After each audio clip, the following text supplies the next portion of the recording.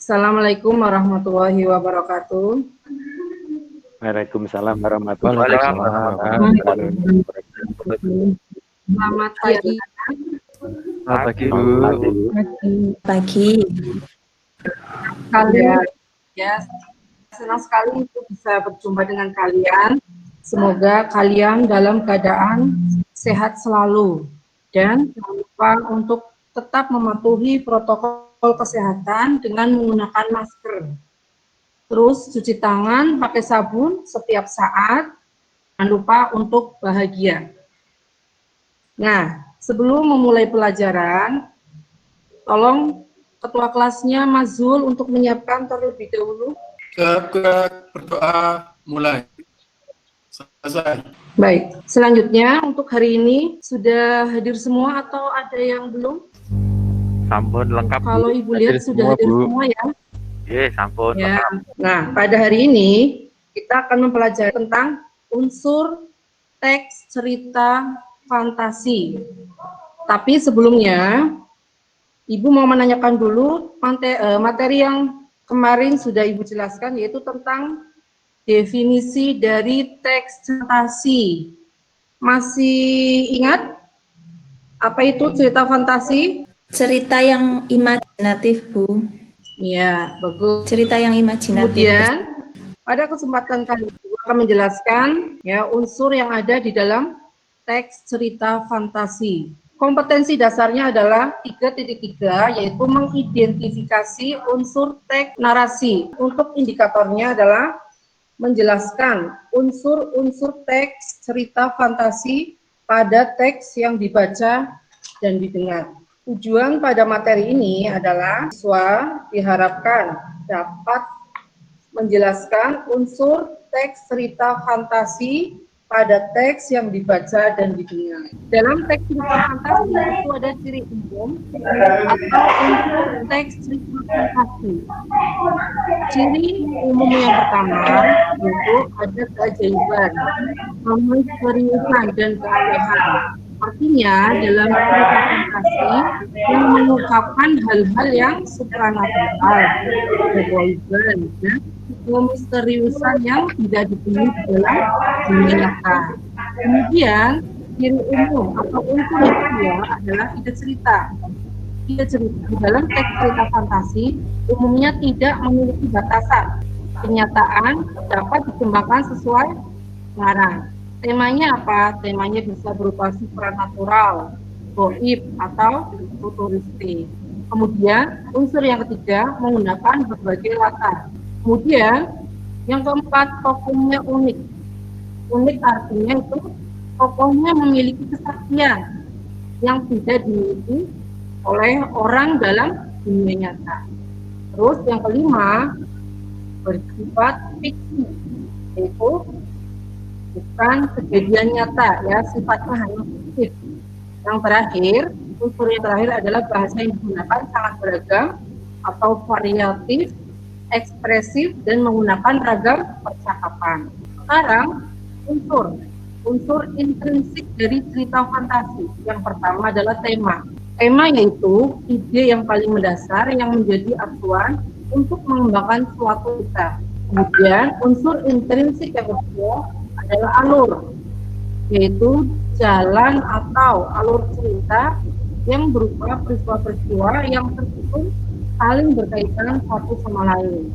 Kemudian unsur yang ketiga adalah tokoh dan penokohan, yaitu karakter dari pemeran atau pelaku di dalam suatu cerita. Unsur yang keempat, latar, yaitu tempat, waktu, atau suasana yang menjadi latar belakang sebuah cerita. Kemudian yang kelima adalah sudut pandang, yaitu posisi pengarang dalam membawakan suatu cerita. Terus yang keenam itu ada amanat.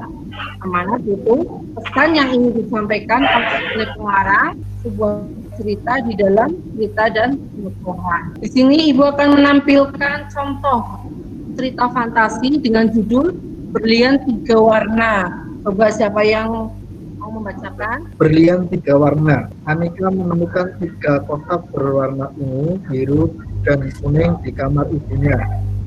kata ibunya, jika ada 3 sahabat yang menyukai warna seperti pada kota itu akan mendapatkan petualangan indah dan sekaligus mendapatkan berlian itu. Tapi waktu yang diberikan untuk berpetualang hanya 1 jam. Anika menyukai warna ungu, Tamika, teman dekat Anika, menyukai warna biru, dan Jika menyukai warna kuning. Saya ingin coba petualangan indah itu, Bu. Saya punya sahabat yang menyukai warna itu. Anika meyakinkan ibunya dengan kesepakatan ketika sahabat itu berkumpul di rumah Anika. Iya. Terima kasih Mas Aidin. Dari contoh teks cerita fantasi di atas, di sini kita menemukan unsur intrinsiknya. Unsur intrinsik yang pertama yaitu tema. Temanya apa? Persahabatan. Nah, ya. Yang kedua, alur. Alurnya bagaimana? Kalau kita lihat, kita baca tadi di situ alurnya adalah campuran, ya, maju dan mundur. Kemudian tokoh dan penokohan. Tokohnya di sini ada 4, Anika, Tanika, Cika, dan Ibu Anika. Anika itu memiliki sifat pemberani, suka menolong. Sedangkan Tanika dengan Cika itu memiliki sifat pemarah dan suka menuntut. Kemudian untuk Ibu memiliki sifat bijaksana. Nah, unsur yang keempat yaitu latar. Latarnya di mana? Di kerajaan dan rumah Anika, itu termasuk latar tempat. Sedangkan Minggu pukul 6 adalah latar waktu. Jadi pada teks cerita fantasi ini ada 2 jenis latar, ya. Selanjutnya sudut pandang, sini sudut pandangnya adalah orang ketiga. Yang terakhir amanat. Amanat adalah pesan. Pesannya apa? Bersikap baiklah terhadap siapa saja dan membantu orang lain tanpa mengharapkan imbalan. Nah, dari contoh teks cerita fantasi ini kira-kira terpaham belum? Sudah, Bu. Paham, Bu. Sudah. Ya, alhamdulillah. Berarti kalian paham. Apa yang Ibu jelaskan, kalian paham. Selanjutnya, membagi kelompok. Di grup WA sudah Ibu share link cerita fantasi dengan judul Kekuatan Ekor Biru Nagata. Silahkan tiap-tiap kelompok bekerja sama mencari unsur intrinsik dari contoh teks cerita fantasi tersebut. Ibu beri waktu 10 menit. Sudah selesai ya? 10 menit ya? Sudah, Bu. Kelompok 2, coba tentukan unsur intrinsiknya. Temanya pertempuran atau peperangan, Bu. Latarnya itu ada di Pulau Tanah. Waktunya hari itu ditandai dengan hari di mana pasukan negara berjuang hingga di daerah penghabisan untuk membela tanah air tercinta. Itu latar tempat, latar waktu. Untuk latarnya, untuk latar suasana menyenangkan. Menegangkan? Apa menyenangkan? Ya, Bu, menegangkan. Mohon maaf, Bu, karena kan perang akhirnya menegangkan. Lanjut. Ya, untuk alurnya, alur untuk tokoh di situ menurut kelompok kami tokohnya ada 4. Yang pertama Nagota, orangnya pemberani. Dewi Kabut itu pasukan Sulaiman Serigala, itu karakternya serakah. Terus Semut, Rayap, dan Parakus itu suka membantu. Itu dari tokoh dan penokohan. Setelah itu sudut pandang menurut kelompok kami sudut pandang orang ketiga karena menyerahkan nama. Terus amanatnya ada beberapa hal. Yang pertama, apabila kita bersatu, tidak ada yang dapat menjatuhkan kita. Ya. Yang kedua, kejahatan itu pasti kalah. Yang ketiga, bekerja sama hal terbaik dalam menyelesaikan suatu masalah. Terima kasih, Bu. Itu presentasi dari kelompok 2. Baik, terima kasih atas presentasinya dari kelompok 2. Kemudian untuk berikutnya Ibu akan memberikan tugas individu. Tiap anak mencari teks cerita fantasi, bisa dari internet atau dari buku.